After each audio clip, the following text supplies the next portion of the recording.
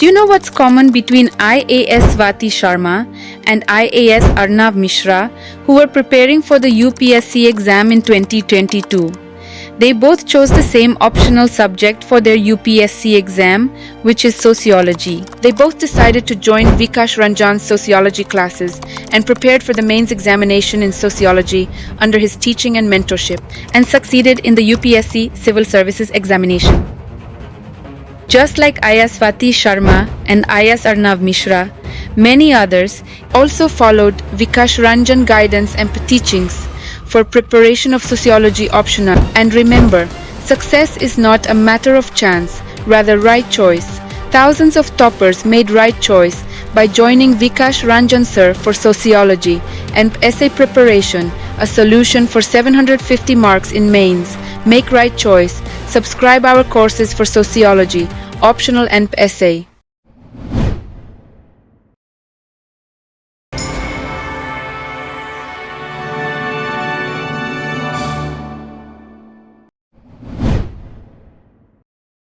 Hello everyone, मेरा नाम स्वाति शर्मा है। मैं जबलपुर मध्य प्रदेश से बिलोंग करती हूँ। मैंने यूपीएससी सिविल सर्विसेज एग्ज़ाम 2022 में ऑल इंडिया रैंक 15 हासिल करी है। मेरा ऑप्शनल जो था वो सोशियोलॉजी था और मैंने ऑप्शनल में पेपर 1 में 160 और पेपर 2 में 136 मार्क्स ऑब्टेन किए हैं। और आज ब्रॉडली मैं अपनी ऑप्शनल की जो स्ट्रैटेजी थी, आंसर राइटिंग प्रैक्टिस किस तरह से मैं करती थी और उसके अलावा जो मेरी बुक लिस्ट थी वो मैं डिस्कस करूँगी आपसे। तो जैसे कि मैंने बताया, मेरा ऑप्शनल जो था वो सोशियोलॉजी था।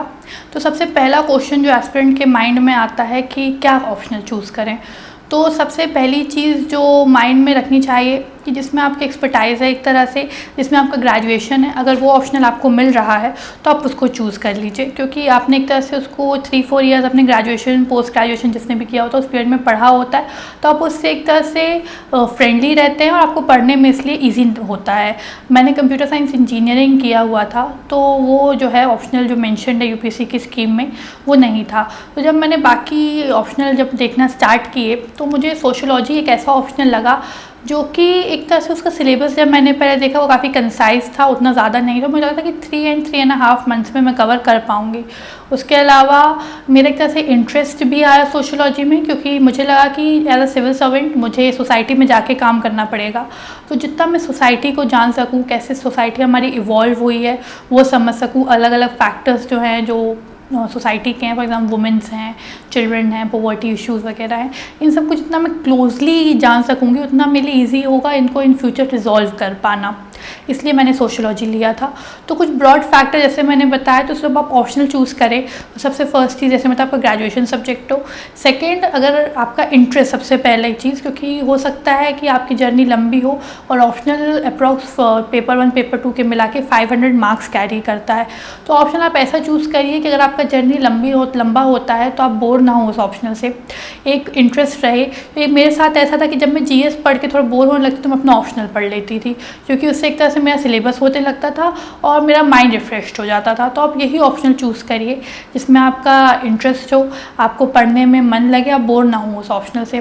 थर्ड थिंग हो जाती है मटेरियल अवेलेबिलिटी की, क्योंकि काफ़ी ऑप्शनल ऐसे होते हैं, खासकर जो टेक्निकल होते हैं, कि उनके लिए आपको बहुत ज़्यादा मटेरियल इकट्ठा करना पड़ता है, फिर उन्हें कंपाइल करना पड़ता है, बहुत अलग अलग जगह से थोड़ा थोड़ा और चीज़ें लेनी पड़ती हैं, तो वो थोड़ा हेक्टिक हो जाता है और टाइम कंज्यूमिंग हो जाता है। तो आप इस पर भी ध्यान रखें कि आप जो भी ऑप्शनल चूज़ कर रहे हैं उसका एक सिंगल पॉइंट में आपको मटेरियल मिल जाए, आपको मटेरियल इकट्ठा करने में कम से कम ज़्यादा मेहनत ना लगे। जो मेहनत आप मटेरियल इकट्ठा करने में लगेंगे वो आप इससे अच्छा पढ़ने में कर लेंगे तो ज़्यादा फ्रूटफुल रहेगा। इसलिए मैंने सोशियोलॉजी चूज़ किया था और आप भी इन फैक्टर्स का वो कर सकते हैं। अगर कभी कभी होता है कि 2-3 ऑप्शनल में आप कंफ्यूज होते हैं तो आप सबका सिलेबस देख लीजिए, उसके अलावा हर ऑप्शनल का आप जो है बुक देख लीजिए, मार्केट में मिल जाता है, ऑनलाइन मिल जाता है, तो 1-1, 2-2 चैप्टर्स आप हर ऑप्शनल का पढ़ लीजिए, तो आपको खुद समझ में आ जाएगा कि किस ऑप्शनल में आपको ज़्यादा इंटरेस्ट आ रहा है, क्या पढ़ने में आपको एक तरह से मोटिवेशन मिल रहा है कि हाँ ये आप कर पाएंगे, आप ज़्यादा अच्छे से सोच पा रहे हैं। क्योंकि ऑप्शनल में होता है कि हमें एक्सटेंसिव स्टडी करना पड़ता है, एक लेवल अप करके ऑप्शनल पढ़ना पड़ता है। तो आप जब वो देख लीजिए कि आपका थिंकिंग किस तरह से डेवलप हो रहा है वो सिलेबस पढ़ते पढ़ते या बुक पढ़ते पढ़ते, तो वो ऑप्शनल आप चूज़ कर सकते हैं। उसके अलावा अगर बात करें हम रिसोर्सेज़ की, तो सोशियोलॉजी का जो मैं रिसोर्सेज़ है वो मैंने लिमिटेड रखे थे।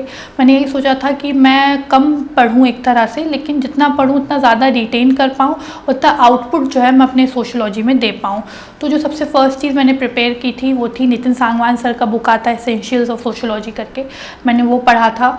उसमें पेपर 1 और पेपर 2 दोनों बाइफरकेटेड है, तो मैंने उसको मोर कवर किया है।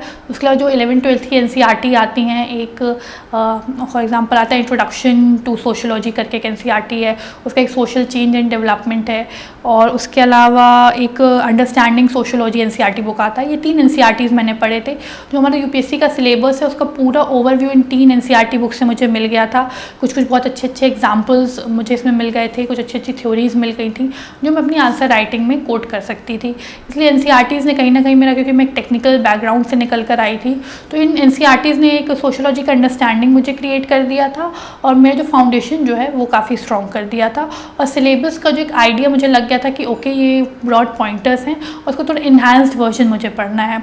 उसके अलावा नितिन सांगवान सर का जो बुक है इसमें पेपर 2 का जो पार्ट है वो उतना डिटेल्ड नहीं है, तो उसके लिए मैंने जो है महापात्रा सर के जो हैंड रिटन नोट्स आते वो मैंने लिए थे, तो वही मैंने पूरे नहीं पढ़े थे। उसके कुछ chapter, for example social movement chapter था, वो मैंने उससे किया हुआ था। उसके अलावा स्लीपी क्लासेस जो थे उसका भी मैंने पूरे क्लासेस नहीं लिए हैं, लेकिन कुछ चीज़ों के लिए, स्पेशली पेपर 2 के लिए मैंने, पेपर 1 तो मोर और लेस मैंने नितिन सांगवान सर का बुक से ही किया था, लेकिन पेपर 2 के लिए मैंने मल्टीपल सोर्सेज लिए हैं, क्योंकि पेपर 2 उतना अच्छे से उसमें डिटेल नहीं है, तो उसके लिए थोड़ा हमें मटेरियल ऐड ऑन करना पड़ता है। तो जैसे ट्राइब्स इन इंडिया करके चैप्टर है, उसके अलावा फैमिली और किनशिप चैप्टर है हमारे पेपर 2 में, तो इन सब के लिए मैंने स्लीपी क्लासेस देखे थे, उनके मैंने नोट्स बनाए थे। ऑप्शनल जो है वो मैंने सेल्फ स्टडी से प्रिपेयर किया, मैंने उसके लिए कोई भी इंस्टीट्यूट ज्वाइन नहीं किया है, इसलिए उसके लिए मैंने पर्सनली हैंड रिटन नोट्स बनाए थे ताकि मुझे रिवाइज करने के टाइम पे इजी रहे। उसके अलावा बाकी गूगल से मैं जो था अपना सप्लीमेंट करती जाती थी। ऑप्शनल के लिए और जो चीज़ मैंने करी है वो है टेस्ट सीरीज़। मैंने ट्रिम्प IAS का टेस्ट सीरीज़ लगाया था, तो टेस्ट सीरीज से मेरा प्रैक्टिस हो गया था, और जैसे मैंने बताया मैंने कोई भी कोचिंग इंस्टीट्यूट ज्वाइन नहीं किया था। जो फीडबैक मुझे मिलता है तो उससे मैंने अपनी गलतियाँ ऑब्जर्व की और उन पर आगे काम किया। अब अगर हम बात करते हैं आंसर राइटिंग का सोशियोलॉजी के लिए, तो सोशियोलॉजी की आंसर राइटिंग जो है वो GS से काफ़ी अलग रखनी चाहिए। ऐसा ना हो कि सब चीज़ सेम हो जाए, वरना वो एक सोशियोलॉजी का आंसर जो है वो इंडियन सोसाइटी का आंसर लगने लगेगा, तो उस चीज़ों को ध्यान रखना है। तो फर्स्ट चीज़ जो मैंने अपने आंसर्स में अपनी गलतियों से ऑब्जर्व की कि ज़्यादा हमें सोशियोलॉजी के आंसर राइटिंग में फैक्चुअल नहीं लिखना है, कि बहुत फैक्ट्स लिख रहे हैं, फैक्ट्स वगैरह हम GS तक ही सीमित रखें। सोशियोलॉजी में जो हो थ्योरी लिखें, अपना ओपिनियन तो हमें देना ही है, लेकिन उसके अलावा जो थिंकर्स का ओपिनियन है तो वो दें। तो जैसे हर क्वेश्चन के लिए, हर टॉपिक के लिए जैसे था, मैंने एक दो थिंकर्स लिख के रखे थे कि ये टॉपिक आएगा तो मैं ये थिंकर कोट कर सकती हूँ। तो इस तरह से मैंने अपना प्रिपरेशन रखा था कि जो एक एक्सपर्ट ओपिनियन है वो भी मैं दूँ और अपना ओपिनियन भी दूँ। तो आंसर राइटिंग जब मैं करती, जो हमारा बेसिक इंट्रोडक्शन चलता है, बॉडी लिखती थी, और जब कंक्लूजन पार्ट आया उसमें मैं अपना पॉइंट ऑफ व्यू भी बता के रखती थी, ताकि वो बहुत ही कंटेक्चुअल और बहुत ही एक तरह से थ्योरेटिकल आंसर ना लगे, कि मेरी अंडरस्टैंडिंग, मेरा पॉइंट ऑफ व्यू जाएगा तो एक इनोवेशन और क्रिएटिविटी मेरी दिखेगी उसमें। तो इस तरह से मैं अपनी आंसर राइटिंग करती थी। ज़्यादा मैप वर्क या डायग्राम का यूज़ नहीं किया था मैंने। उसके अलावा आंसर राइटिंग के लिए मैं पैराग्राफ्स की जगह पे फ्लो चार्ट्स वगैरह प्रेफर करती थी, क्योंकि प्रेजेंटेशन उससे इन्हांस हो जाती है, आंसर में विजिबिलिटी हो जाती है और मार्क्स जो हैं वो ऐड ऑन होने लगते हैं। तो इस तरह से मैं सोशियोलॉजी की जो थी अपनी आंसर राइटिंग किया करती थी। अगर हम टाइम का बात करें कि ऑप्शनल प्रिपेयर करने में कितना टाइम लगता है, तो ये सिलेबस वाइज वेरी करता है हर ऑप्शनल के लिए, क्योंकि जैसे टेक्निकल ऑप्शनल होते हैं उनको प्रिपेयर करने में बहुत टाइम लगता है, और कुछ ऑप्शनल, जैसे मेरा ऑप्शनल था सोशियोलॉजी, तो अप्रॉक्स मुझे जो था वो 3.5 मंथ्स लगते थे पेपर 1 और पेपर 2 कवर करने के लिए।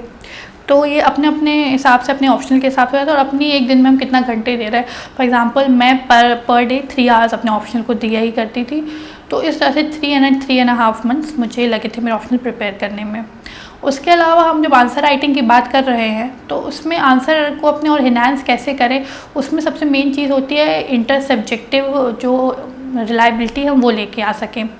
क्योंकि ऐसा है कि पेपर 1 पेपर 2 अलग अलग मेंशन्ड है, लेकिन हमें ये नहीं करना है कि हम अलग अलग आंसर लिख रहे हैं, बिल्कुल नहीं। हमेशा एक कंपाइल्ड वे में कि जो पेपर 1 का टॉपिक हम कहीं ना कहीं पेपर 2 में उसको अपने आंसर्स में लिख सकें और पेपर 2 के जो हम पेपर 1 में उसको ऐड ऑन कर सकें, तो इससे एक इंटरडिपेंडेंस दिखता है और हमारा आंसर जो है वो एक होलिस्टिक वे में होता है। अगर वैसे मैं एग्जांपल दूं तो कार्ल मार्क्स का जो हमारे दिया हुआ है सोशियोलॉजी के सिलेबस में भी, वो है हिस्टोरिकल मटेरियलिज्म। तो जब हिस्टोरिकल मटेरियलिज्म का आंसर आता था तो एक तरह से उसमें मैं जो हमारा पेपर 2 का टॉपिक है इंडियन नेशनलिज्म का, मैं उसको कोट करती थी, क्योंकि हिस्टोरिकल मटेरियलिज्म वही है कि कैसे जब मटेरियलिस्टिक कंडीशन इवॉल्व हुई हैं, चेंज हुई, उससे हिस्ट्री इवॉल्व हुई है। तो वैसे इंडिया में भी हुआ था कि जैसे जैसे मटेरियल कंडीशन, जैसे हमारे पहले एग्रीकल्चर बेस्ड सोसाइटी थी, फिर ब्रिटिशर्स आए तो एक तरह से इंडस्ट्रियलाइजेशन वगैरह बढ़ा, इंडस्ट्रियल रिवॉल्यूशन जो आया, तो कैसे कैसे जब मटेरियलिस्टिक कंडीशन चेंज हो रही थी, उसी तरह से हिस्ट्री बदल रही थी, हिस्ट्री आगे बढ़ रही थी। तो ये जो एक कॉलोनियलिज्म का जो एग्जाम्पल था, वो मैं जो कार्ल मार्क्स का हिस्टोरिकल मटेरियलिज्म था, थ्योरी था, उसमें मैं कोट करती थी, तो एक तरह से रिलेशन बन जाता था। उसके अलावा जो हमारा दूसरा है, जैसे मार्टिन का है लेटेंट एंड मैनिफेस्ट फंक्शन का टॉपिक है, उसमें भी जो कॉलोनियलिज्म हुआ, इंपीरियलिज्म था या मॉडर्नाइजेशन पर से हम बात करते, उससे जो हमें फ़ायदे हो रहे हैं और नुकसान हो रहे हैं, वो चीज़ें हम उस तरह से उसमें बता सकते थे। उसके अलावा जो एग्जांपल अगर मैं दूँ, जो क्वेश्चंस आते थे, जैसे टैलकट पासन का था हमारा फंक्शनल प्री रिक्विसाइट वाला, कि जितने भी बॉडीज़ हैं हमारी सोसाइटी में, इंस्टीट्यूशंस हैं, सबका कुछ ना कुछ फंक्शन है, तो उस फंक्शन को इन्हांस करना, उसको भी लिंक करना, जैसे फैमिली और हाउस होल्ड वाला चैप्टर है, तो वहाँ से मैं फैमिली का एग्जाम्पल उठाती थी कि किस तरह से फैमिली फंक्शनल है। फॉर एग्जाम्पल इकोनॉमिक वेज में जैसे कई लोग होते हैं जो अपनी फैमिली का ही बिजनेस आगे बढ़ाते हैं, तो फैमिली का वो फंक्शनल रोल वहाँ आ जाता है, एक रिप्रोडक्टिव रोल हो जाता है फैमिली का। तो इस तरह से जो है मैं हर चैप्टर को लिंक करके पढ़ती थी, ताकि एक इंटरडिपेंडेंस क्रिएट होती रहे, आंसर जो है वो बोरिंग और मोनोटोनस ना लगे, और सिर्फ बहुत बुकिश आंसर ना लगे हमारा। हमें जो हमेशा आंसर राइटिंग होता है, चाहे वो जीएस के हो चाहे ऑप्शनल के लिए हो, हमें हमेशा अपना आंसर दूसरों से अलग बनाने का कोशिश करना होता है। तो ये चीज़ें वही है जिससे हमारा आंसर जो है वो यूनिक लगेगा, और एक तरह से हमारे मार्क्स जो हैं वो उसमें एड ऑन जो है वो होते चलेंगे। उसके अलावा बेसिक स्ट्रैटेजी का अगर हम बात करें, तो मैंने वही जो मैंने बताया, एक प्लान्ड वे में मैं शेड्यूल बनाती थी, 3 आवर्स में अपने ऑप्शनल को देती थी। मैंने जो नोट्स हैं खुद प्रिपेयर किए थे, क्योंकि मैंने सेल्फ स्टडी किया था। जब नोट्स मैंने बनाए थे, उसको एंड मोमेंट में मुझे रिवाइज़ करने में ईजी रहता था। तो अगर बात रही कोचिंग ज़रूरी है या नहीं, तो मैंने खुद तो कोचिंग नहीं लिया है सोशियोलॉजी का, मैं जितना हो सके अपने से ही प्रिपेयर किया है। तो मुझे लगता है अगर आप टेक्निकल ऑप्शनल्स लेते हैं, फॉर एग्जांपल फिजिक्स है, मैथमेटिक्स है, इनमें कहीं ना कहीं थोड़ा बहुत कोचिंग का रिक्वायरमेंट हो जाता है, क्योंकि इसमें समझने का बहुत ज़्यादा फैक्ट्स और फॉर्मूलाज ये सब हो जाते हैं। लेकिन जैसे अगर आप थ्योरेटिकल ह्यूमैनिटीज़ ऑप्शनल लेते हैं, तो आप सेल्फ स्टडी से कर सकते हैं, चाहे वो सोशियोलॉजी हो, पब्लिक एडमिनिस्ट्रेशन हो, PSIR हो, या आप सेल्फ स्टडी से प्रिपेयर कर सकते हैं। जितना हो सके आप ऑनलाइन मटेरियल यूज़ करिए, काफ़ी free of cost material available होता है। फॉर एग्जांपल जैसे मैंने बताया, स्लीपी क्लासेस का मटेरियल अवेलेबल है, जो कि मैंने भी यूज़ किया था पेपर 2 के टॉपिक्स के लिए स्पेशली। उसके अलावा टेस्ट सीरीज़ होती हैं, मैंने ट्रिम्प हाइस का टेस्ट सीरीज़ लगाया हुआ है। मैंने जब फर्स्ट टाइम मेंस दिया था 2021 में, तभी मैंने ट्रिम्प का ही लगाया था, और सेकेंड अटैम्प्ट में ही मैंने ट्रिम्प का टेस्ट सीरीज़ ही लगाया हुआ है। टेस्ट सीरीज़ से ये होता है, आपका प्रैक्टिस हो जाता है, आप अपनी गलतियाँ समझ जाते हैं, और जो फीडबैक मिलता है तो सबको ये समझ में आने लगता है कि आपका अप्रोच कहाँ गलत जा रहा है और आप कैसे आप उसको इम्प्रूव कर सकते हैं। उसके अलावा कुछ आंसर में ऐड करने के लिए आपको पॉइंट्स मिल जाते हैं, जो मॉडल आंसर्स प्रोवाइड होते हैं इंस्टीट्यूट से, तो वो आप ज़रूर देखा करिए, क्योंकि पेपर लगाने के साथ साथ उस पेपर को एनालाइज करना और क्या हम ऐड कर सकते हैं, वो मॉडल आंसर से ही पता चलता है, तो उसको भी हम ऐड करते हुए चल सकते हैं। और सोशियोलॉजी ऑप्शनल के लिए जो कुछ और चीज़ें मैं ऐड कर सकती हूँ, वो ये है कि जब आप आंसर राइटिंग कर रहे हैं, तो आप कोशिश करिए कि आप एक पीयर ग्रुप में करें, क्योंकि अगर आप आइसोलेटेड वे में करते हैं तो एक तरह से आपको फीडबैक, क्योंकि आप स्टार्ट से ही टेस्ट सीरीज़ ज्वाइन नहीं कर सकते हैं। मैंने जो था टेस्ट सीरीज़, जब मेरा प्रीलिम्स क्वालिफाई हो गया है, उसके बाद जो गैप था, तब मैंने टेस्ट सीरीज़ ज्वाइन किया था। तो ऐसा तो है नहीं कि प्रीलिम्स के पहले आप बिल्कुल आंसर राइटिंग प्रैक्टिस ना करें, तो तब भी जो है आप डेली 1 या 2 आंसर सोशियोलॉजी के जो भी ऑप्शनल आपका है उसके आप लिखिए। उसके लिए आप प्रीवियस ईयर के क्वेश्चंस उठाइए, क्योंकि जितना मैंने सोशियोलॉजी के प्रीवियस ईयर कुछ क्वेश्चन पेपर्स ऑब्जर्व किए थे, जो क्वेश्चन हैं वो रिपीटेटिव होते हैं, क्योंकि सिलेबस उतना है, टॉपिक्स उतने ही हैं, और कुछ टॉपिक्स होते हैं जो नियर अबाउट हर साल देखने को मिलते हैं। For example family, house hold का और किनशिप का जो टॉपिक है वो हर साल हमें देखने को मिलता है। जो हमारे 6 थिंकर्स हैं पेपर 1 में और 3 पेपर 2 में, उन थिंकर्स में से 2-3 थिंकर्स हमें हमेशा देखने को मिलते हैं। तो ये कुछ चीज़ें हैं जो आप अपनी प्रैक्टिस में ला सकते हैं। इसमें आप डेली 1-2 आंसर लिखिए, अपने फ्रेंड्स को भेजिए, उनसे आप फीडबैक लीजिए। उसके अलावा कुछ ऑनलाइन वेबसाइट्स होते हैं, फॉर एग्जांपल IS बाबा का वेबसाइट है, उस पर आप अपलोड कर सकते हैं, वो आपको फीडबैक प्रोवाइड कर सकते हैं। उसके अलावा चहल अकेडमी का वेबसाइट होता है, उसमें आप अपने आंसर्स अपलोड करिए और विद इन 1 और 2 डेज़ वो आपको फीडबैक प्रोवाइड कर देते हैं। तो इस तरह से आप काम कर सकते हैं इस चीज़ के लिए। तो अपनी आंसर राइटिंग स्किल्स आपकी इसी तरह से इम्प्रूव जो है वो एक तरह से होती रहेंगी। उसके अलावा ऑप्शनल के लिए जो किया जा सकता है वो ये कंसिस्टेंसी। ये मत कि आज आप ऑप्शनल पढ़ रहे हैं कल नहीं पढ़ रहे हैं, एक कंसिस्टेंट वे में ऑप्शनल करिए, क्योंकि ये ऑप्शनल एक ऐसा सब्जेक्ट है कि आपका रिजल्ट बना भी सकता है और बिगाड़ भी सकता है, क्योंकि 500 मार्क्स जैसे कि मैंने बताया उसमें है। तो आप कंसिस्टेंटली डेली जो है अपना ऑप्शनल करिए। प्रीलिम्स के 3 to 4 मंथ्स पहले आप अपना ऑप्शनल रख सकते हैं। मैंने यही कोशिश की थी कि कम से कम प्रीलिम्स के पहले मेरा जो ऑप्शनल है वो एक तरह से प्रिपेयर्ड हो, ताकि प्रीलिम्स के बाद जब प्रीलिम्स क्लियर हो जाए और प्रीलिम्स और मेंस के बीच जो मेरे पास टाइम हो, तब मैं सिर्फ टेस्ट सीरीज़ और उस पे ज़्यादा ध्यान दे पाऊँ। सिर्फ मुझे प्रिपरेशन ना रहे कि मुझे बुक पढ़ना बाकी है या मुझे टॉपिक्स प्रिपेयर करना बाकी है। तो आपका जो जनरल ओवरव्यू है अपने ऑप्शनल का, वो आपका प्रीलिम्स के पहले तैयार होना चाहिए। आप अपने ऑप्शनल के साथ तैयार होने चाहिए प्रीलिम्स के पहले ही। तो कई बार ये क्वेश्चन उभर के आता है कि हमें टेस्ट कब लिखना चालू करना चाहिए। तो ऑप्शनल के लिए मुझे लगता है जब आप प्रिपेयर्ड हो, एक तरह से जब आपका ऑप्शनल पूरा कंप्लीट हो गया हो, आप तभी टेस्ट लिखना चालू करिए। सेक्शनल से स्टार्ट करना चाहिए। सेक्शनल से स्टार्ट करने में ये होता है कि आपका एक बहुत बर्डन नहीं पड़ता कि पूरा पेपर 1 का आपको पढ़ना है। सेक्शनल में रहेगा, थोड़ा थोड़ा करके होता है, तो आप आराम से रिवाइज भी कर सकते हैं और आप पेपर लिखते जाइए। उसका जब सेक्शनल हो जाएगा तो एक तरह से आपका पूरा पेपर 1 कवर या पेपर 2 कवर हो जाएगा, फिर ही आप फुल लेंथ टेस्ट पे जा सकते हैं। जब आप ऑप्शनल पढ़ रहे होते हैं तो एक चीज़ हमेशा माइंड में रखना है कि ऑप्शनल जो है वो हमें डिटेल्ड वे में पढ़ना है। जैसे जीएस होता है, हम कभी कभी ओवरव्यू लेके हम फिर अपना अंडरस्टैंडिंग से भी आंसर लिख सकते हैं, बट ऑप्शनल में हमें जो अपना इंटेलेक्चुअल और जो नॉलेजेबल बेस है, थोड़ा थ्योरेटिकल हमें ऑप्शनल में होना ही पड़ता है, क्योंकि ऑप्शनल में वो एक तरह से हमारा एक्सपर्टाइज मांगते हैं, क्योंकि वो हमारे ऊपर चॉइस रहता है कि हम क्या चूज़ कर रहे हैं। अगर वो हमने चूज़ किया है तो मतलब हमें उसके बारे में काफ़ी नॉलेज है, इसलिए जो थ्योरेटिकल पार्ट में आप ऑप्शनल पे फोकस करिए। तो इस तरह से अपना हमारा जो ऑप्शनल है वो प्रिपेयर हो सकता है। So thank you for watching this and all the best for all the future aspirants. Thank you. Hello all, मेरा नाम गरिमा नरुला है। मैंने यूपीएससी सीएसई में 39 रैंक पाई है and this was my first attempt. और मेरा ऑप्शनल रहा है सोशियोलॉजी और मेरा ग्रेजुएशन रहा है English literature from Hindu college Delhi university. So इस वीडियो में मैं अपने ऑप्शनल जो कि सोशियोलॉजी है उसके बारे में अपनी स्ट्रैटेजी, अपनी सोर्सेज और जो मेरा आंसर राइटिंग फॉर्मेट रहा है मैं उसको डिस्कस करना चाहूँगी। कोशिश करूँगी कि आप लोग को इन चीज़ों से बहुत हेल्प मिले।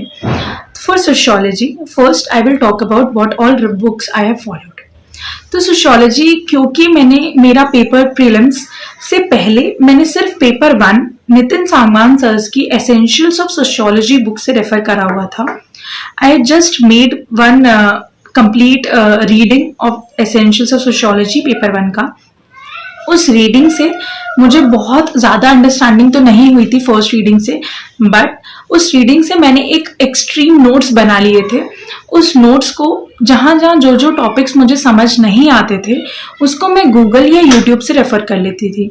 तो क्या होता था कि जैसे जो चीज़ें मुझे समझ आ गई सर की बुक से ही, तो मैं वहीं पे पढ़ के अंडरलाइन कर लेती थी, और जो चीज़ मुझे नहीं समझ आ रही उसको मैं गूगल से रेफर कर लेती थी या फिर अपने यूट्यूब पे कुछ वीडियो से समझ लिया। तो आई वुड सजेस्ट कि आप जब नोट्स बनाएं तो कोशिश करें कि एटलीस्ट आपने उस चीज़ के लिए 2 या 3 रीडिंग्स कर ली हो, तभी आप वो शॉर्ट एंड क्रिस्प नोट्स बना पाएंगे।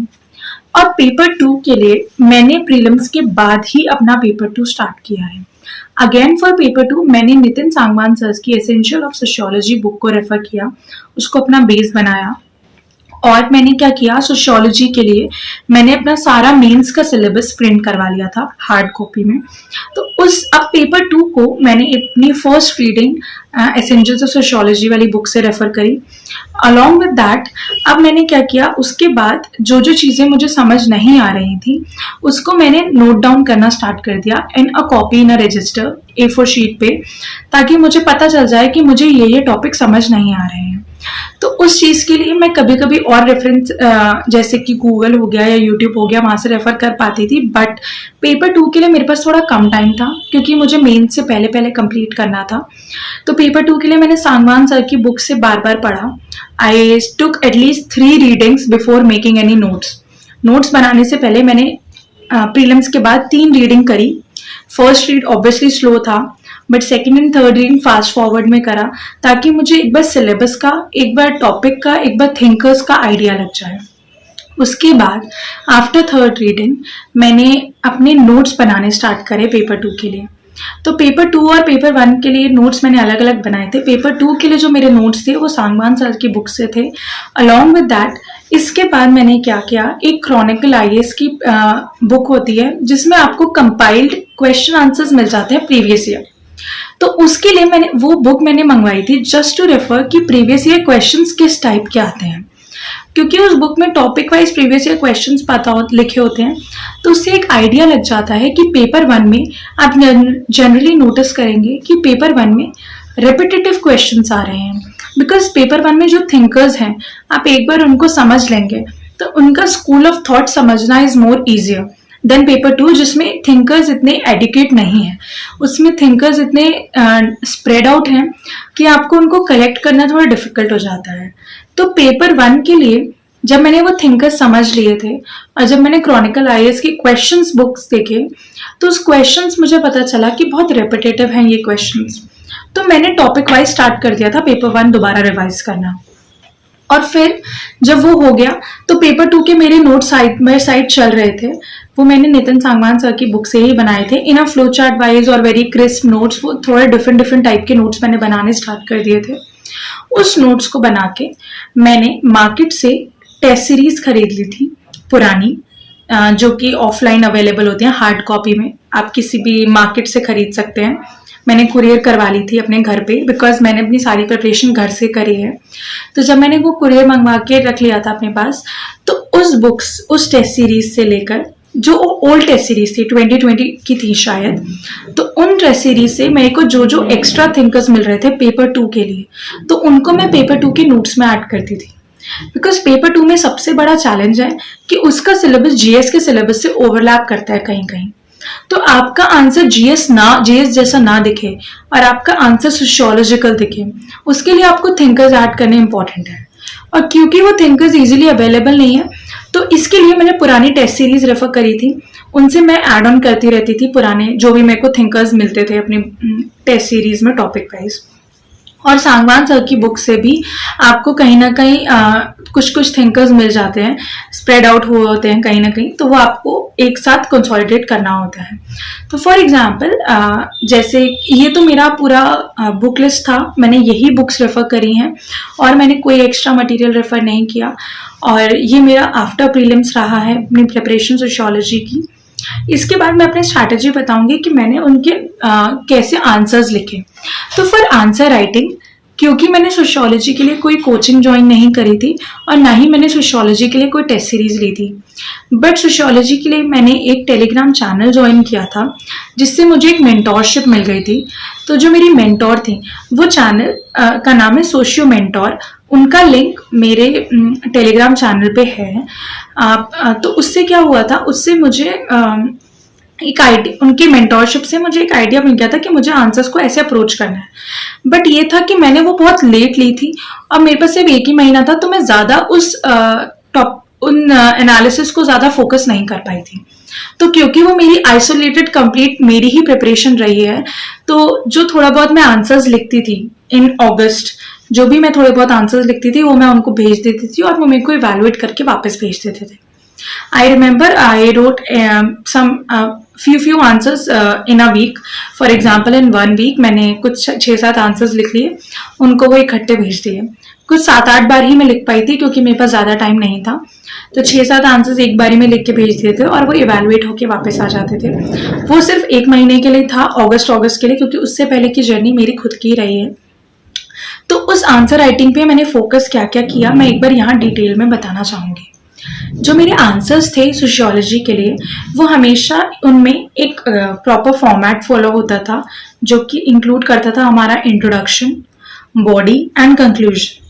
सो फॉर इंट्रोडक्शन, मेरा हर बार का इंट्रोडक्शन ऐसे स्टार्ट होता था. For example, if a question comes on Durkheim's suicide study, so I used to start my answer with Durkheim in his book this has defined suicide as this. So ऐसे मैंने अपना introduction start किया.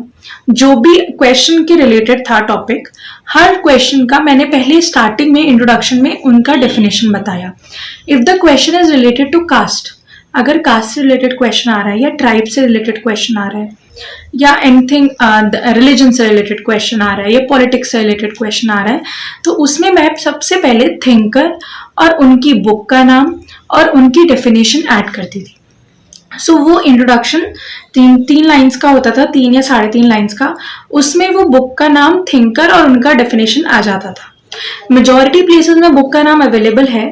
जहां book का नाम available नहीं है वहां आप मिस कर सकते हैं. बट क्योंकि मुझे याद हो गए थे बुक के नेम्स, तो मैंने ऐड कर लिए थे. कभी ऐसा होता है कि हमें याद नहीं होते, तो इट्स कम्प्लीटली ओके. बट आप थिंकर का नाम अगर ऐड करेंगे उनकी डेफिनेशन के साथ, तो वो एक आपको एक्स्ट्रा मार्क्स देगा. और अगर आप बुक्स ऐड करेंगे तो एक वो एक्स्ट्रा एज देगा आपको. तो वो मैंने रेफर किया था. अलॉन्ग दैट, जहां जहां वो थिंकर्स की बुक्स अवेलेबल हैं, मैंने वो लिखी. अगर आपको ऐसा मुश्किल होता है याद करना, तो आप एक काम कर सकते हैं, जो बहुत छोटी सी स्ट्रैटेजी, कि एक प्रॉपर शीट पे हर थ्योरी का, जो भी आप थ्योरी पढ़ रहे हैं, फॉर एग्जांपल रिलीजन, तो उनके थिंकर्स प्लस उनकी बुक का नाम और उनकी डेफिनेशन नोट कर लीजिए. उससे क्या होगा, जब आप बाद में वो पेपर अटेम्प्ट करने जाएंगे, उसके 15 दिन पहले आप जब चीजें रिवाइज कर रहे होंगे, तो आपके सामने वो शीट होगी, तो वो आपको इमिडिएटली मेमोराइज हो जाएगा. For this I started doing this. And मुझे जैसे दरखाइम की सुसाइड की definition, Durkheim's religion definition, Max Weber's religion definition, तो this is how I started. In every answer I wrote the introduction as in the form of definition first. चाहे वो paper 2 हो, चाहे वो पेपर 1 हो, मैं ऐसे ही स्टार्ट करती थी.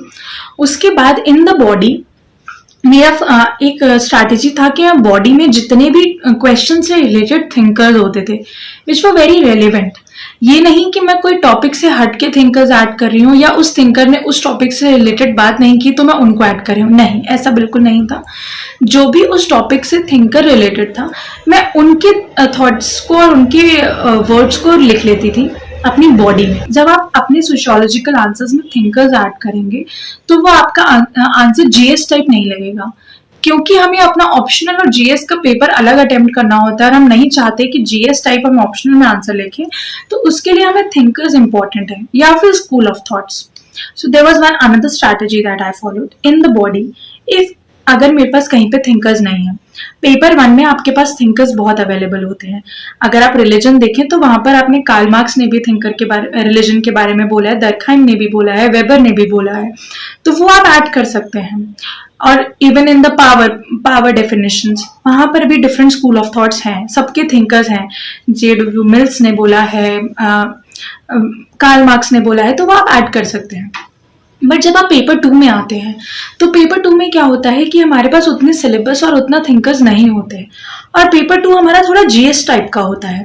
तो उसको जीएस से डिफ्रेंशिएट करने के लिए जहां जहां मुझे थिंकर्स मिल जाते थे, वहां तो I used to add thinkers. But जहां थिंकर्स नहीं मिलते थे, मैं उसको पर्सपेक्टिव वाइज आंसर अप्रोच करती थी, या फिर स्कूल ऑफ थॉट कह सकते हैं आप उसे, वो आप टर्म है जो आप यूज करें. तो I used to write in a perspective wise. For example, there was any question comes, कोई भी क्वेश्चन आए कि अगर हमें पेपर 2 में women से रिलेटेड टॉपिक लिखना है, तो women के related whatever I use to do is I use to add in the body part from Marxist perspective this and this is the problem with respect to women. From functionalist perspective, this and this is the problem. From feminist perspective, these feminists think that the women are facing these problems. From postmodernist perspective, these and these are the problems with respect to postmodernity for the women. From eco-feminist point of view and perspective, we can say that environment and the women are correlated. The problems are correlated. So this is how, if you approach your answers in paper 2, your answer will not look like GS. आपका answer sociological दिखने लगेगा जैसे ही आप school of thought add करेंगे. Because क्या होता है, ये फंक्शनिस्ट थ्योरी, ये Marxist theory, post modernist theory, feminist theory, ये सब सोशियोलॉजी के ही पार्ट हैं. तो जब आप वो ऐड करते हैं तो आपका सोशियोलॉजी का आंसर मोर सोशियोलॉजिकल दिखने लगता है. और कंक्लूजन में आप हमेशा पॉजिटिव अप्रोच में एंड करें और कोशिश करें कि जब क्वेश्चन ओपन एंडेड हो, whenever the question is open ended, that is what my mentor told me, कि जब आपका क्वेश्चन ओपन एंडेड होता है तो ओपन एंडेड क्वेश्चन में आप कंक्लूजन में थिंकर्स ना लिखें. जब आपका क्वेश्चन किसी स्पेसिफिक थिंकर से रिलेटेड होता है तो वहां आप कंक्लूजन में थिंकर मेंशन कर सकते हैं. बट मैंने यही किया कि हर आंसर में अपना कंक्लूजन बहुत पॉजिटिव रखा. So this is how I approach my answer writing in sociology. मैंने अपने सोशियोलॉजी में सारे आंसर्स कंप्लीट किए थे और यही मेरी बुक लिस्ट थी. छोटी सी नितिन सांगवान सर की essential of sociology book was the base. उसके बाद मैंने डिफरेंट कंटेंट से ऐड किया, जैसे वेबसाइट्स, गूगल, और कुछ भी मटेरियल जो ऑनलाइन अवेलेबल हो फ्री, और कुछ भी मटेरियल जो मार्केट में ऑफलाइन अवेलेबल हो फ्री, जैसे कि कोई भी टेस्ट सीरीज पुरानी, अभी की नहीं पुरानी, तो वो मैंने रेफर करके एक कंसोलिडेटेड अपने नोट्स बना लिए थे स्पेसिफिकली फॉर पेपर 2, क्योंकि पेपर 2 में कंटेंट का सबसे बड़ा इशू आता है. पेपर 1 में आपके पास सामने पूरा कंटेंट रहता है और क्योंकि रिपीटेटिव क्वेश्चंस होते हैं. तो कोशिश करिए आप प्रीवियस ईयर क्वेश्चंस एनालाइज करिए सोशियोलॉजी के लिए, और प्रीवियस ईयर क्वेश्चन करने के बाद टॉपिक वाइज पेपर्स को अप्रोच करें, क्वेश्चंस को अप्रोच करें. जैसे टुडे आप आज एक थिंकर कर रहे हैं, for example you are doing GS गुरेस thinker today. So after today कोशिश करिए 2 दिन के बाद आप जीएस गुरे सर के जो भी क्वेश्चंस हो उस टॉपिक से रिलेटेड, जीएस गुरे कास्ट, जीएस गुरे ट्राइब, तो वो आप अटेम्प्ट करें ताकि उससे लग जाए कि आप कितना उस पेपर और उस टॉपिक को समझ पाए हैं. तो answer writing is very important. Follow a proper plan and format for answer writing, और कीवर्ड्स अंडरलाइन करें जो कि उससे आपको क्या, आपके आंसर्स, आपके पर्सपेक्टिव्स हाईलाइट होंगे. जहां पर आप थिंकर लिख रहे हैं तो थिंकर को अंडरलाइन करें. आप पर्सपेक्टिव लिख रहे हैं तो वहां पर्सपेक्टिव को अंडरलाइन करें. आप किसी भी थिंकर की बुक लिख रहे हैं तो उसको सिंगल कोटेशन मार्क में ऐड करके अंडरलाइन करें. इससे क्या होगा, आपकी चीजें हाईलाइट होंगी. जहां पर आपके आंसर्स में वैल्यू एडिशंस हाईलाइट होंगे वो आपको यूनिक और एक्स्ट्रा मार्क्स देंगे. My optional marks were 291, 144 in paper 1, 147 in paper 2. So मैंने अपना पेपर 1 और पेपर 2 ऐसे ही अप्रोच किया है. इस 3 मंथ्स में मैंने अपना पूरा पेपर 1, पेपर 2 प्रिपेयर करा. उसके बाद मैंने वो आंसर्स लिखे और मैंने अपना फाइनल कंसोलिडेटेड नोट्स बना लिए थे, बहुत ही क्रिस्प नोट्स, जिसमें क्या होता था कि हर टॉपिक वाइज मैंने थिंकर्स लिख लिए थे. फॉर एग्जाम्पल मैंने पहले भी डिस्कस किया कि अगर मैंने ऊपर टॉपिक डाला रिलीजन, तो उस रिलीजन के बाद जो जो थिंकर ने शॉर्ट में जो जो वर्ड्स कहे हैं उनके वर्ड्स मेंशन कर लिए. उससे क्या होता था, एक जगह पे मेरे पास इकट्ठा हो जाते थे सारे थिंकर्स, तो वो मुझे बार बार डाइव इन नहीं करना पड़ता था, और कुछ नए थिंकर्स आते थे तो मैं वहां ऐड कर लेती थी. So this is how I prepared my sociology, and I wish all the aspirants to do very best in sociology. It's a great subject, this teaches you a lot. So specifically for optional ना, आप कोशिश करिए कि आप अपना optional वो choose करें जो आपके लिए बहुत इंटरेस्टिंग रहे और जिसमें आपको कंटिन्यूस डेप्थ में पढ़ सके. बिकॉज ऑप्शनल इज समथिंग जो आपको मार्क्स देगा, जो आपको रैंक देगा. Optional ethics and essay paper fetches you the rank. So उसके लिए आप कोशिश करें कि बहुत एफर्ट्स डालें. जीएस के लिए तो एफर्ट्स हमने डालने ही हैं, बट ऑप्शनल क्योंकि हमें डेप्थ में पढ़ना होता है तो उसके लिए एक्स्ट्रा एफर्ट्स डालने पड़ते हैं. तो कोशिश करिए, राइट करिए, लिखें. जो चीज़ आपको याद नहीं रही आप उसको लिख के प्रिपेयर करें. उसके लिए कंसोलिडेटेड नोट्स बनाएं. और जब आप पेपर अटेम्प्ट करने जा रहे होते हैं कोशिश करिए कि उससे पहले एटलीस्ट 25 डेज पहले तक आपके पास एक कंसोलिडेटेड नोट्स हो जो बहुत क्रिस्प हो, बहुत छोटे, जिनको आप एंड टाइम पे रिवाइज कर सकें जिस दिन आपका पेपर हो. क्योंकि वो थिंकर्स आपको उस टाइम रिवाइज करने में बहुत हेल्प मिलेगा. So this is how I have approached my optional sociology, and I wish all the aspirants very best for your paper and for your optional, and do well and stay motivated, follow limited resources and try to do value additions wherever possible. So if anyone wants to have my look at the Telegram channel, because I have shared some strategies, what all I have strategies followed sociology के लिए और कोई GS के लिए, तो मैंने दोनों strategies अपनी share करी हैं और sample आंसर्स भी शेयर कर रहे हैं सोशियोलॉजी के on my official Telegram channel, जिसका नेम है गरिमा नरुला AIR39 UPSC CSE 2022 और यूजर नेम है गरिमा_नरुला. उसमें मैंने अपना कुछ सैम्पल एसेज भी शेयर करे हैं और सैम्पल सोशियोलॉजी के आंसर्स भी शेयर करे हैं, तो आप वो रेफर कर सकते हैं. And if you want you can get connected with me on different platform. And also, I would like to thank DKT team for inviting me here and giving this opportunity to give a message to all the aspirants and motivate others. Thank you so much. मेरा नाम अर्नव मिश्रा है. मैं Raebareli district को Uttar Pradesh belong करता हूँ and मैंने IIT Jodhpur से graduation किया है और हाल ही में आए UPSC 2022 रिजल्ट में मुझे रैंक 56 हासिल हुई है और ये सिविल सर्विसेज में मेरा थर्ड अटेम्प्ट था. लास्ट ईयर जो सेकंड अटेम्प्ट था उसमें मैंने क्वालिफाई किया था और मुझे डैनिप्स सर्विस एलोकेट हुई थी और जो फर्स्ट अटेम्प्ट था उसमें मैं प्रीलिम्स भी क्वालिफाई नहीं कर पाया था. सो साथ ही साथ लास्ट अटेम्प्ट में मेरा डैनिप्स के साथ ही साथ UPPCS में भी सिलेक्शन हो गया था और मुझे वहाँ पे डिप्टी कलेक्टर की पोजीशन मिली थी, जिसके अंडर करंटली मैं ट्रेनिंग अंडरगो कर रहा हूँ. तो ये वीडियो DKT चैनल के माध्यम से मैं अपना जो ऑप्शनल था उसकी स्ट्रैटेजी आपके साथ डिस्कस करना चाहूँगा. देखिए, ऑप्शनल सब्जेक्ट सिविल सर्विसेज का एक बहुत ही ज़्यादा इंपॉर्टेंट कंपोनेंट होता है एंड ये इकलौता मौका होता है जब सिविल सर्विसेज का एग्ज़ाम हमें बेसिकली एक ऑप्शन देता है कि आप अपना जो बेस्ट है उसको चुन लें. बाकी किसी भी फेज़ में आपको ऑप्शन नहीं दिया जाएगा, सब कुछ कंपलसरी रहेगा प्रीलिम्स, मेंस के, GS, ऐसे पार्ट्स में और पर्सनालिटी टेस्ट में. बट यहाँ आपके पास आपकी जो स्ट्रेंथ है उसको चूज़ करने का आपके पास एक ऑप्शन है. तो फर्स्ट ऑफ ऑल ऑप्शनल चुना कैसे जाए, क्योंकि ये क्वेश्चन बहुत ज़्यादा मुझसे पूछा जाता है कि ऑप्शनल चुना कैसे जाए. देखिए, मेरा ऑप्शनल सोशियोलॉजी था ऑल अलोंग. मैंने सेकंड अटेम्प्ट भी सोशियोलॉजी से दिया था और वहाँ पे भी मेरे अच्छे नंबर थे 279 एंड मेरा जो थर्ड अटेम्प्ट जो कि प्रेजेंट अटेम्प्ट था उसमें भी मेरे काफ़ी अच्छे मार्क्स थे 285 which is a decent score in sociology. तो जब ऑप्शनल के चुनाव की बात आती है तो देखिए, मैंने जो सोशियोलॉजी ऑप्शनल चुनना था वो मैंने कॉलेज टाइम्स के थर्ड और फोर्थ ईयर में मैंने कई सारे सोशियोलॉजी के even though I belong from an engineering background, मैंने बीटेक किया है IIT जोधपुर से, लेकिन वहाँ पे ह्यूमैनिटीज़ एंड सोशल साइंसेस के सब्जेक्ट भी हमें कंपल्सरीली लेने होते थे सेमेस्टर्स में.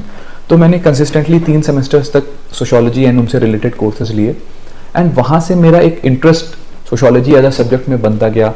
फिर जो आसपास के हमारे जोधपुर के विलेजेस थे वो हमारे इंस्टीट्यूट ने अडॉप्ट किए थे. वहाँ पे जाके ग्रास रूट लेवल पे काम करना, किस तरीके से जो कि हम सोशियोलॉजी में सर्वेज पढ़ते हैं और हम जो क्वेश्चनियर्स पढ़ते हैं किस तरीके से पब्लिक डीलिंग करनी है, क्या सोशल इश्यूज़ हैं सोसाइटी में जिनको सॉल्व किस तरीके से किया जाएगा, ये सारी चीज़ों का मुझे हैंड्स ऑन एक्सपीरियंस उसी टाइम से हो गया था. तो एक माइंडसेट बन गया था कि अगर इवेंचुअली सिविल सर्विसेज की प्रिपरेशन करनी होगी तो सोशियोलॉजी मेरे लिए एक ऑब्वियस सी चॉइस बन जाता है, क्योंकि एक इंटरेस्ट उस डायरेक्शन में पहले से ही बन चुका था. तो even though after my completion of my BTech I did job in Bangalore for nearly an year, but eventually जब मैं फुल फ्लेजेड इन 2018 जब फुल फ्लेजेड मैं सिविल सर्विसेज की प्रिपरेशन में आया, then for me sociology was an obvious choice as an optional. तो ये सारी कहानी मैंने आप लोगों को इसलिए बताई क्योंकि कई बार ऐसा होता है कि ऑप्शनल सब्जेक्ट का चुनाव हम उस बेसिस पे कर लेते हैं कि मार्केट में क्या चल रहा है या किसी ने हमें कुछ समझा दिया या फिर किसी चीज़ में कंसिस्टेंटली कुछ टॉपर्स के अच्छे मार्क्स आ रहे हैं तो हम भी उसे ले लेंगे. नहीं, in my opinion what you should do is कि जिस भी सब्जेक्ट में आपका इंटरेस्ट हो, जो भी सब्जेक्ट आपको पसंद हो, जिस सब्जेक्ट को पढ़ के आपको मज़ा आता हो, बेसिकली आप वही सब्जेक्ट चुनें. क्योंकि जैसे GS की तैयारी कई बार काफ़ी मुंडेन होने लगती है, सेम रेपिटेटिव चीज़ें हम बार बार पढ़ रहे होते हैं, हमने प्रीलिम्स में भी पढ़ी, हमने मेंस में भी पढ़ी, लेकिन जो ऑप्शनल सब्जेक्ट होता है वो आपने अपने मन से चुना है. तो वो सब्जेक्ट ऐसा होना चाहिए जो आपकी वो जो सारी GS की थकान है उस थकान को मिटा दे, वो आपको एक नई एनर्जी से भर दे, क्योंकि एक नया सब्जेक्ट है जो कि आप इंटरेस्ट से पढ़ना चाहते हैं, आपने उसे खुद चुना है. तो अपने ऑप्शनल का चुनाव आप इस बेसिस पे करेंगे तो आई होप कि वो बहुत ही हेल्पफुल होगा. आप उसको ज़्यादा से ज़्यादा पढ़ेंगे और उसमें ज़्यादा से ज़्यादा अच्छा स्कोर कर पाएंगे। देन मूविंग ऑन टू कि क्या मटेरियल मैंने अपनी सोशियोलॉजी की प्रिपरेशन के लिए रेफर किया था। तो फर्स्ट ऑफ ऑल मैंने विकास रंजन सर की जो ट्रायम्फ IAS की क्लासेस होती हैं वो मैंने अटेंड करी थी इन दिल्ली, एंड उनके नोट्स मेरे लिए काफ़ी हेल्पफुल रहे थे। देन सेकेंड स्लीपी क्लासेस जो कि चैनल है यूट्यूब पे, उनका जो सोशियोलॉजी का content free of cost even available है ऑन द यूट्यूब, एंड जो उनके क्रैश कोर्सेज अवेलेबल हैं वो मैंने ऑप्ट किए थे, जिसने कि जो मेरी सोशियोलॉजी की प्रिपरेशन है उसको बहुत ज़्यादा डायनेमिक बना दिया। क्योंकि होता क्या है कि सोशियोलॉजी में कई बार हमारी जो प्रिपरेशन होती है वो इतनी ज़्यादा स्टैटिक होती जाती है बेस्ड अपॉन ओल्ड थिंकर्स और जो भी ओल्ड थ्योरीज रही हैं, कि जो न्यू थिंकर्स आ रहे हैं, न्यू थ्योरीज आ रही हैं, न्यू एक्सप्लेनेशंस आ रहे हैं for current phenomena that is happening. For example like pandemic हुआ था, तो उसको किस तरीके से आप सोशियोलॉजिकली एनालाइज करेंगे और थिंकर्स का उसके बारे में क्या व्यू पॉइंट है, ये चीज़ कंटेम्परराइज मेरी स्लीपी क्लासेस के वीडियोज ने कर दी थी। देन जो बहुत ही इंपॉर्टेंट सोर्स रहा जिसको मैंने अपना बेस बनाया वो था तुषारांशु शर्मा सर के नोट्स। और तुषारांशु शर्मा सर के नोट्स मार्केट में अवेलेबल हैं, आप उनको वहाँ से परचेज कर सकते हैं। और ये नोट्स जो है बहुत ही क्रिस्प वे में बनाए गए हैं। He was a topper of, if I am not wrong, 2014 batch of sociology, and ये नोट्स उन्होंने बहुत ही अच्छे तरीके से कंपाइल किए हैं। इनसे आप बहुत ही क्विक रिवीजन अपनी सोशियोलॉजी का सिलेबस का कर सकते हैं। मैंने ऐसा किया था कि ये सारे सोर्सेज विकास रंजन सर के नोट्स हो गए, देन स्लीपी क्लासेस के नोट्स हो गए, देन तुषारांशु शर्मा सर के नोट्स हो गए। Apart from that reliable and valid नाम का एक इंस्टीट्यूशन है, वहाँ से भी मैंने अपने नोट्स को थोड़ा सा कंटेम्परराइज किया। एंड जो थिंकर्स होते हैं, इनिशियल डेज में मैंने थिंकर्स कई सारे हमें सोशियोलॉजी में कई बार नहीं समझ में आते हैं, तो उसके लिए मैंने इग्नू के जो कंपाइलेशंस हैं उनको भी रेफर किया था, और वो भी हेल्पफुल रहे थे, not for the whole thing but for certain thinkers जो कि मुझे टफ लगते थे।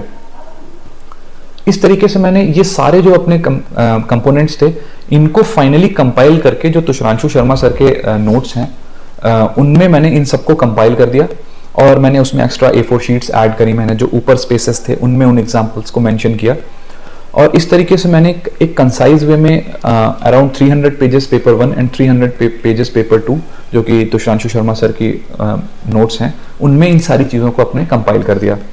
Then the game begins from here, कि यहाँ से आप अब आपके पास 300-600 पन्ने के नोट्स बन चुके हैं। But as you all know कि GS मेंस और ऑप्शनल मेंस के बीच में 4 से 5 दिन का गैप होगा, तो आप उस 4 से 5 दिन के गैप में आप ऑप्शनल भी आपको रिवाइज करना है, आपको जो आपका लैंग्वेज का पेपर है आपको उसको भी नेग्लेक्ट नहीं करना है, आपको इंग्लिश भी देखना है, तो आपके पास बहुत ही क्रिस्प शॉर्ट नोट्स होने चाहिए।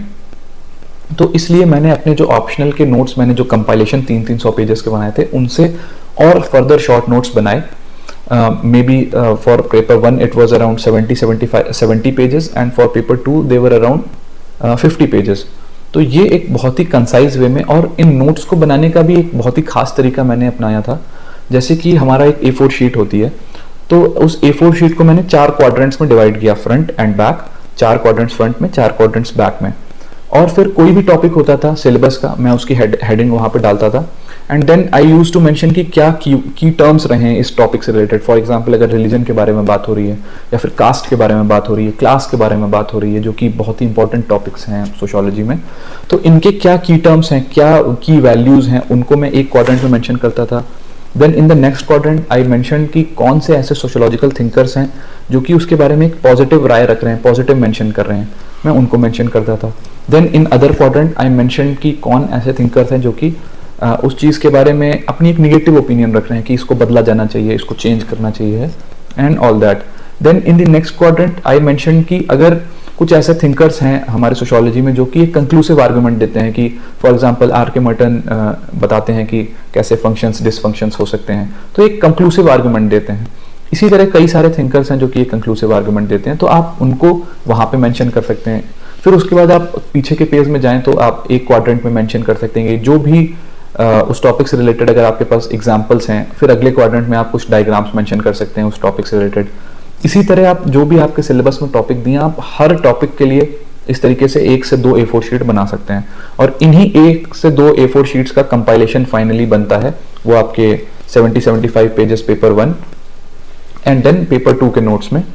ये कंपाइलेशन बहुत ही ज़्यादा इंपॉर्टेंट होता है जब आपके गैप आता है GS mains and optional mains के बीच में।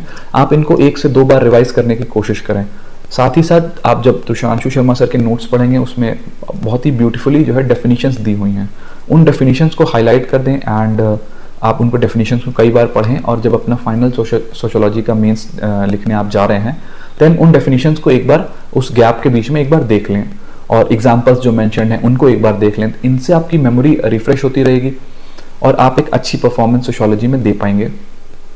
साथ ही साथ सोशियोलॉजी में किस तरीके से पेपर अटेम्प्ट करना है ये भी एक बहुत ही इंपॉर्टेंट आर्ट होती है कि हमें किस तरीके से क्वेश्चंस का सिलेक्शन करना है, क्योंकि यहाँ पे हमें ऑप्शनल में क्वेश्चन सिलेक्शन का ऑप्शन होता है। तो क्वेश्चन सिलेक्शन अगर आप इनिशियल के 4 से 5 मिनट को डिफाइन कर दें कि मैं इनमें क्वेश्चन सिलेक्शन करूंगा, एक बार जो आप क्वेश्चन सिलेक्शन कर दें फिर उस पर बार बार रीथिंक ना करें, because eventually you will realise कि आप सब क्वेश्चन आंसर करने में कैपेबल हैं, लेकिन अगर आप बार बार रीथिंक करेंगे तो आपका बहुत इंपॉर्टेंट टाइम वेस्ट हो जाएगा।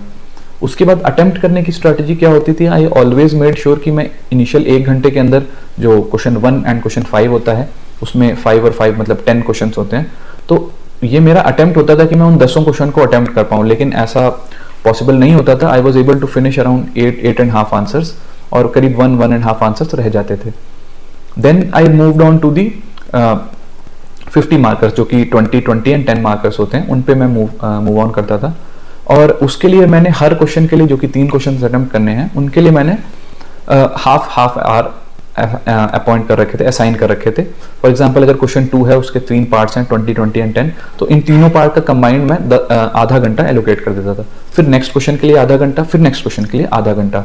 तो इस तरीके से आपके 2.5 आवर्स निकल चुके हैं और आपकी स्ट्रैटेजी में जो भी आपने क्वेश्चंस आपके इनिशियली जो रह गए थे 10 मार्कर्स, 1 से 1.5 क्वेश्चन रह गया होगा एंड ये जो आपने क्वेश्चंस किए इसमें भी 1 से 1.5 क्वेश्चन 2 क्वेश्चन रह गए होंगे, तो जो बचा हुआ टाइम है आधा घंटा उसमें आप 15 से 20 मिनट के अंदर उन क्वेश्चंस को अटेम्प्ट करें जल्दी से, और जो बचा हुआ 10 मिनट है लास्ट का, यहाँ पे आप जो है आपका जो हाईलाइट करना हो गया, जो एग्जाम्पल्स आपको एक्स्ट्रा कोट करने हैं, जो अंडरलाइनिंग करनी है, जो डायग्राम्स बनाने हैं, वहां पे आप इसको इंप्लीमेंट करें और अपनी कॉपी को कोशिश करें कि आप एंड टू एंड मतलब फिल करें और वहां पे डायग्राम्स लिख सकते हैं, आप एग्जाम्पल्स लिख सकते हैं, बट उसको फिल कर दें अच्छे से कंटेंट के साथ।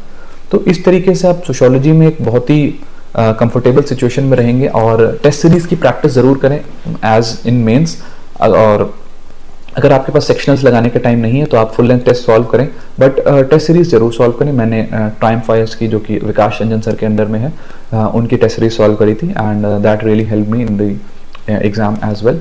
तो इस तरीके से सोशियोलॉजी को एक होलिस्टिक अप्रोच लेके चलें और जैसे मैंने सोशियोलॉजी के लिए बताया उसी तरीके से आप बाकी ऑप्शनल सब्जेक्ट्स को भी अपने अकॉर्डिंग बना सकते हैं। ये मेरी एक ऑप्शनल की कंपाइल्ड स्ट्रैटेजी थी। आपको जो भी कंपोनेंट्स इसमें से यूजफुल लगे आप अपनी प्रिपरेशन में उनको इनकलकेट कर सकते हैं।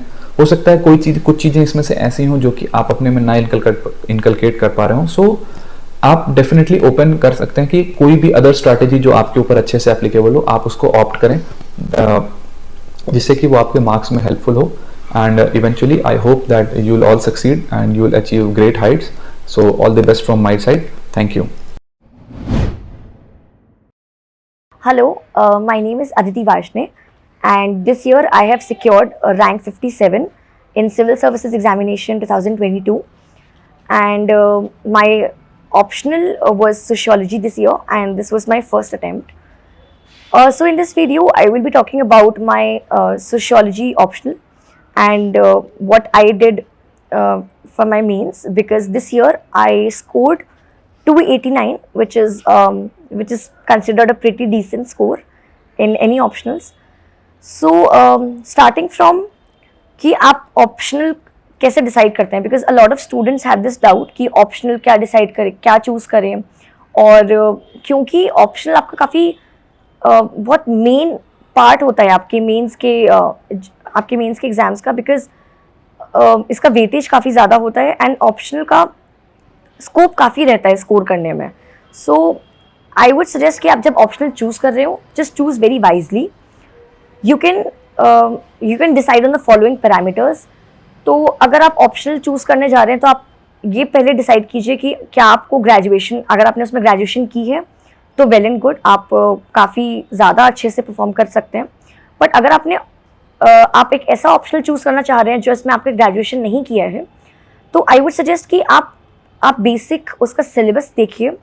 आप अगर NCERTs अवेलेबल हैं उस पर्टिकुलर सब्जेक्ट की, जैसे हिस्ट्री है तो आप उसकी NCERTs देखिए।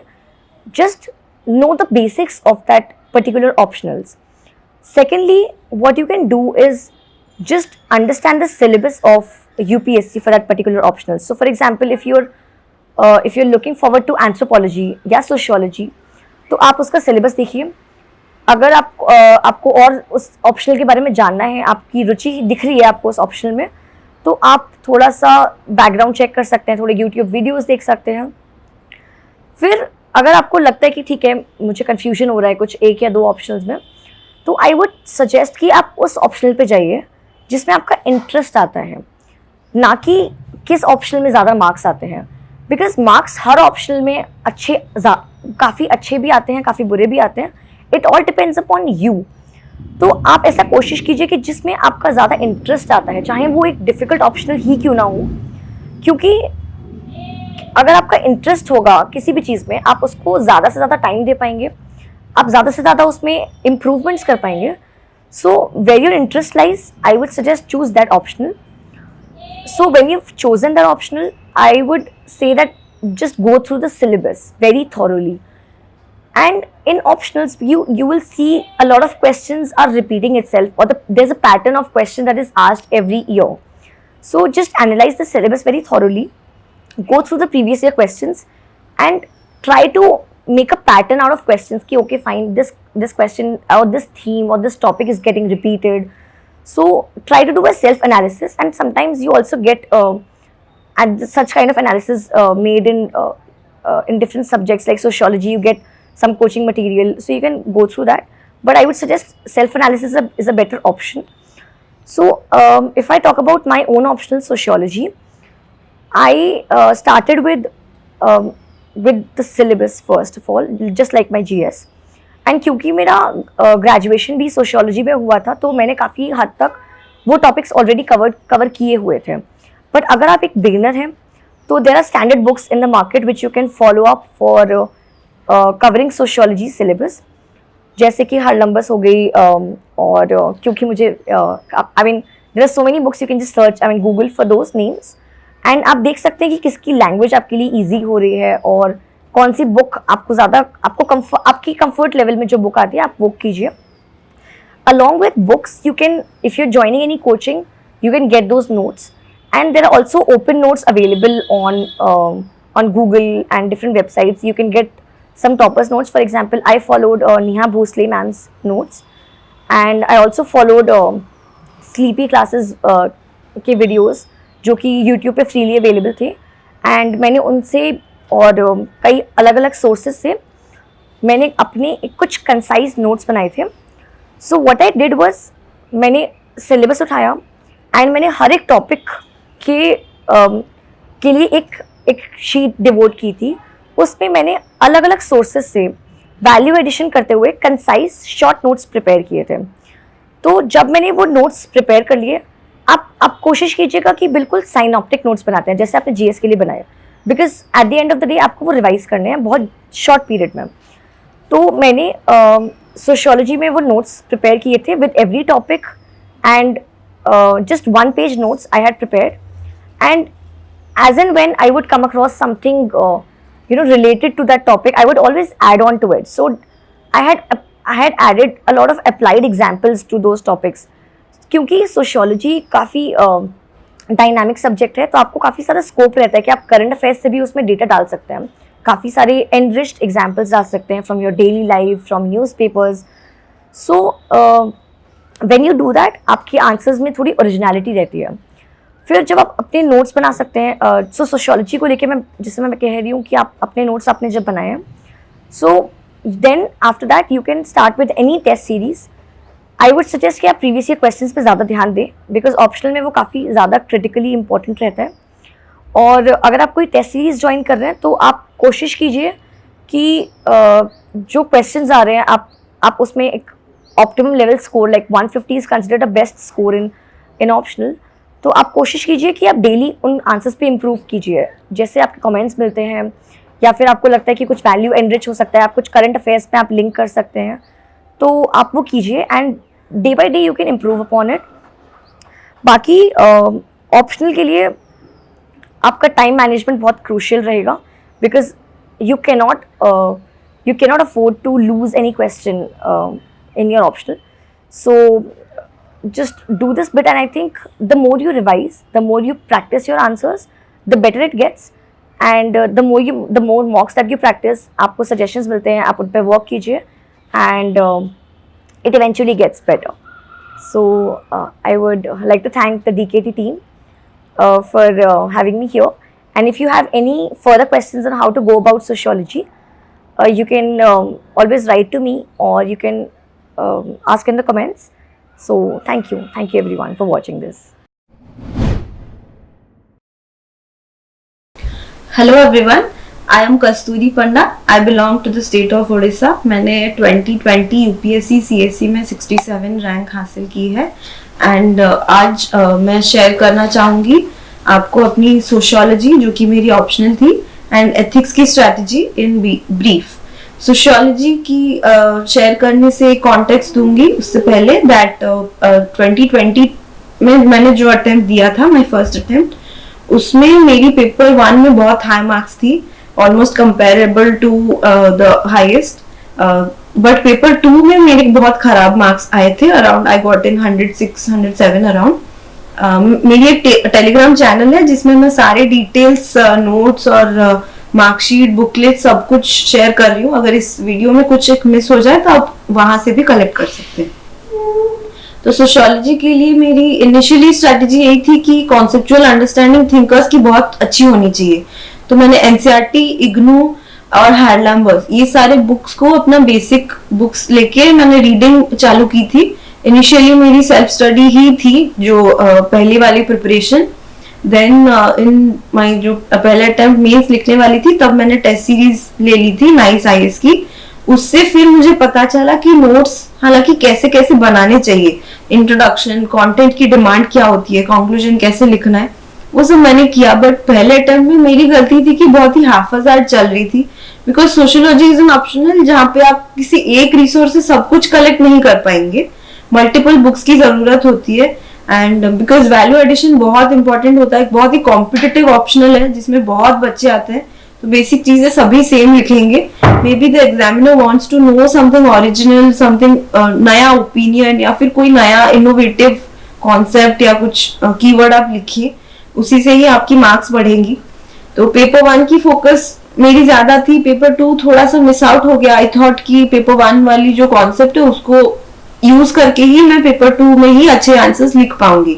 एंड मैंने पेपर कंप्लीट भी किया था. उसके बाद जब मार्क्स आए तब मैंने रियलाइज किया कि मेरी प्रिपरेशन में प्रॉब्लम्स क्या थी. तो इन 2022 what I did things differently was, मैंने बैलेंस देखा कि पेपर 1 और पेपर 2 को मैं इक्वल टाइम दूंगी. जो मेरी स्ट्रॉन्ग अंडरस्टैंडिंग थी पेपर 1 की, वो तो साथ में बस प्रैक्टिस के साथ चल रही थी. बुकलेट्स मैंने बताया, हार्लैम्बर्स के बाद मैंने रिट्जर वाली बुक से थोड़े थोड़े कुछ लिए थे. मार्केट में जो भी फ्रीली अवेलेबल नोट्स है, जैसे उपेंद्र सर, महापात्र सर, विकास रंजन सर की एक बुक भी होती है पेपर 1 के लिए, पेपर 2 के लिए 2 अलग अलग बुक्स होती है, वो भी मैंने पढ़ी थी. देन तो शारंशु सर के नोट्स जो इन सर्विस है, उनके नोट्स से भी बहुत सारे वैल्यू एडिशन पॉइंट्स मिल गए थे.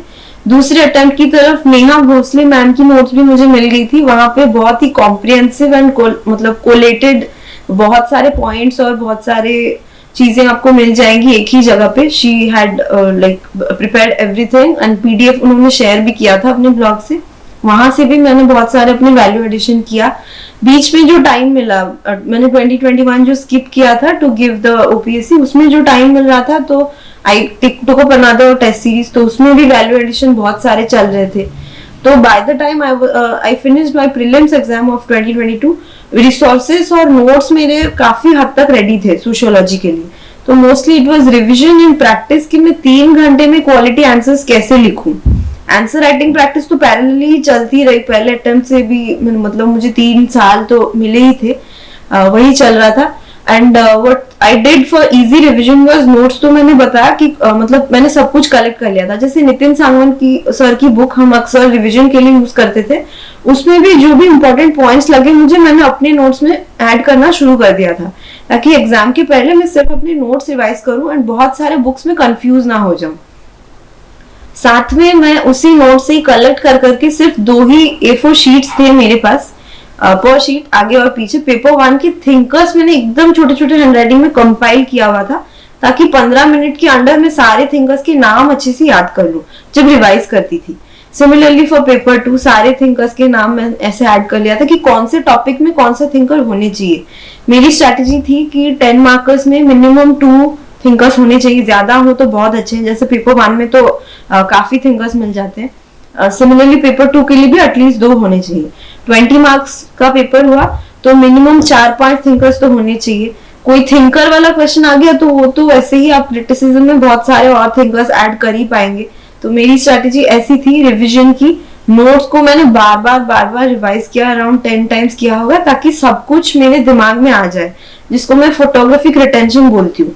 जब भी आप कोई क्वेश्चन देखते हैं मेंस में, उसको रिलेट करने की कोशिश कीजिए कि कौन से सब टॉपिक और कौन सी थीम से क्वेश्चन पूछी गई है और उससे रिलेटेड आपके पास प्रिपरेशन कंटेंट क्या है, उसी को यूज कीजिए एंड उसी को अच्छे से लिखिए। अनरिलेटेबल आंसर्स ना लिखिए, रिलेवेंट लिखिए। जो क्वेश्चन की डिमांड है उसके हिसाब से आप इंट्रोडक्शन कंक्लूजन चेंज कीजिए।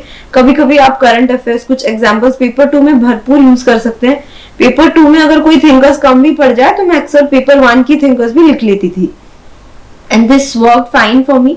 मार्क्स अबव एवरेज मतलब बेटर रेंजेस में ही है, तो आपको भी ये रिलेटेबल लगे तो आप यूज करें। ये सारे जो नोट्स हैं मैं अपलोड करती जाऊंगी टेलीग्राम में। सेकेंड थिंग, मैं एथिक्स के बारे में बात करूं तो दोनों ही अटेम्प्ट्स में एथिक्स में मेरे अच्छे मार्क्स आए थे। एथिक्स के लिए मैंने अगेन इजी रिवीजन के लिए ऐसे A4 शीट्स में कुछ फॉर्मेट्स बना लिए थे टू कलेक्ट कि ऐसे टाइप का सब टॉपिक आएगा तो this keyword, this example, this type of content must be there. मैंने जो एफर्ट दिया है प्रिपरेशन में वो एग्जामिनर तक पहुंचनी बहुत जरूरी है, तो इसीलिए मैंने जो कंपाइल किया हुआ था A4 शीट्स में, it help me easy revision और सब कुछ याद रहे।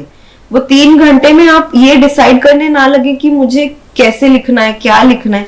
यस, कैसे लिखना है वो आप हाफ मिनट में सोच के करें, शुरू से ही कंटेंट शुरू ना कर दे। इंट्रोडक्शन सोच के लिखे, कंक्लूजन सोच के लिखे। कंक्लूजन के लिए भी मैंने कुछ A4 शीट्स कंपाइल किए थे, कुछ टेम्पलेट्स।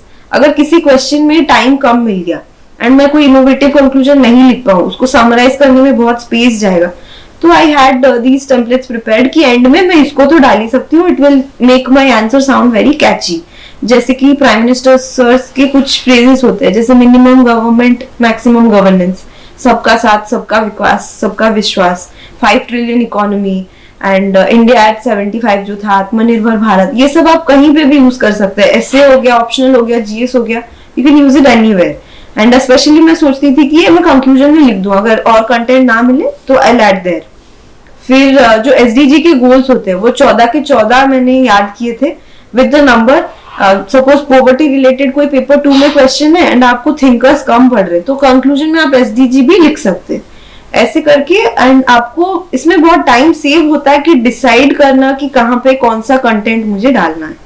तो दीज आर सर्टेन टिप्स जो मैंने खुद इस्तेमाल किए थे टू मैनेज टाइम और अपना कंटेंट का क्वालिटी बढ़ाने के लिए।